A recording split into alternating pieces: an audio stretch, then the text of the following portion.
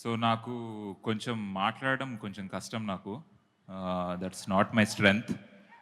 So what I think I'll do is with some help. Shalini, can you come? అయ్యో, ఆవిడ speech తర్వాత plan చేసామే. ఇది ఆమె unexpected. అస్సలు సిగ్గుపడకుండా వచ్చేస్తుంది. సో పర్లేదు. ఓకే అండి, పర్లేదు. మీ మైక్ కూడా కావాలి. ఇంకో కావాలంటే ఇంకో 4-5 మైకులు తెప్పిద్దాం. నేను కూడా మీ అందరిలాగే సమంత గారి పెద్ద ఫ్యాన్. సో సమంత గారికి మన ఫ్యాన్స్కి మధ్యలో ఉన్న ఈ బంధం గురించి ఒక మాటలో చెప్పలేం, కానీ ఒక పాటలో చెప్పడానికి ట్రై చేస్తాం. వంశీ గురించి ఇంకొక చిన్న డీటెయిల్ మీరు మిస్ అయ్యారు ma'am. Yeah. Vamsi actor, writer, డైరెక్టర్తో పాటు ఒక మంచి సింగర్ కూడా. అదే ఇందాక యాక్చువల్లీ యాడ్ చేస్తూ ఆగాను, ఇప్పుడు కన్ఫర్మ్ చేసేస్తారు. సో ఇప్పుడు ఈ పాట ఫ్యాన్స్కి, మ్యామ్కి, శామ్ మ్యామ్కి మధ్య ఉన్న బంధం కదా. Yeah. సో నేను ఫస్ట్ స్టార్ట్ చేస్తా, దాని తర్వాత నువ్వు పాడతావా? ఆ బంధం చెడగొట్టకుండా వాడు. సార్ నేను ట్రై చేస్తాను. నేను వంశీ అంత మంచి సింగర్ని కాదు, సో ప్లీజ్ ఎక్స్క్యూజ్ మీ. నేను ధైర్యంగా పాడు. సరే, టెన్షన్ వస్తుంది ఆల్రెడీ. Yeah. పాలు నీళ్ళ బంధం ఇది, జన్మ జన్మల బంధం. పోయింది. మళ్ళీ ట్రై చేస్తా. ఫస్ట్ ఇట్లా పెట్టు.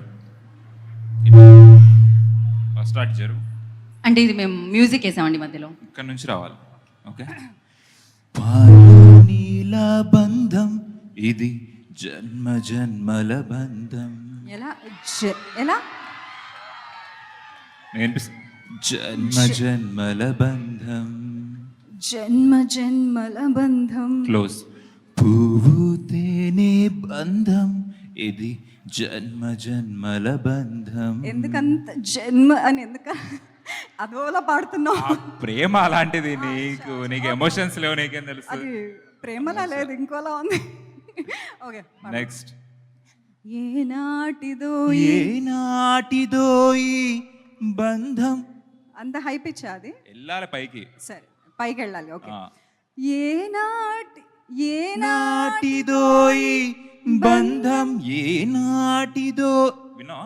ఏనాటిదో ఈ అనుబంధం.